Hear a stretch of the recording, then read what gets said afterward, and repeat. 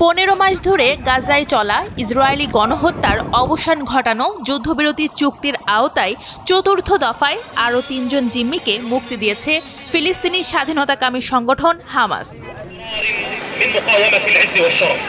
1 ফেব্রুয়ারি শনিবার প্রথমে French Israeli দ্বৈত নাগরিক ওফার কালদেরন ও ইসরায়েলি ইয়ারডেন বিবাসকে দক্ষিণ গাজার খান ইউনিসে রেড ক্রসের হাতে তুলে দেওয়া হয়।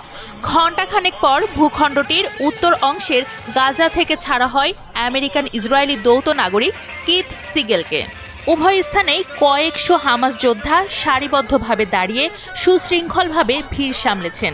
জিম্মি দশা থেকে মুক্তি পাওয়ার সময় কালদেরন, বিবাস ও সিগেলকে জনতার উদ্দেশ্যে হাতও নাড়তে দেখা গেছে।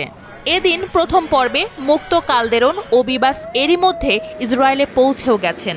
পরিবারের সদস্যদের সঙ্গে দেখা হওয়ার আগে তাদেরকে প্রাথমিক মেডিকেল চেকআপের মধ্য দিয়ে যেতে হবে।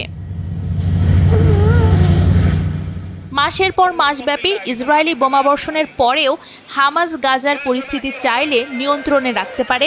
1 ফেব্রুয়ারি শনিবারের জিম্মি মুক্তি তা প্রমাণ করেছে, বলছেন কাতার বিশ্ববিদ্যালয়ের অধ্যাপক ও মধ্যপ্রাচ্যের রাজনীতি বিশেষজ্ঞ লুসিয়ানো জাকারা। 19 জানুয়ারি হওয়া যুদ্ধবিরতি চুক্তির আওতায় শনিবার ইসরায়েলেরও 183 ফিলিস্তিনি কারাবন্দীকে মুক্তি দেওয়ার কথা। চুক্তির দ্বিতীয় পর্যায় নিয়ে চলতি সপ্তাহে আলোচনা শুরু হওয়ার কথা।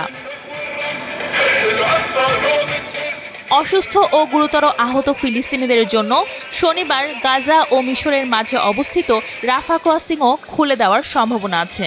শুরুতে 50 অসুস্থ ফিলিস্তিনিকে ক্রসিংটি অতিক্রমের অনুমতি দেওয়া হবে। প্রত্যেক অসুস্থ ফিলিস্তিনির সঙ্গে তার পরিবারের 3 সদস্যও সঙ্গী হওয়ার সুযোগ পাবে। ক্রসিংটি খুলে দেওয়া হলে গাজামুখী ত্রাণও এই পথ ব্যবহার করতে পারবে।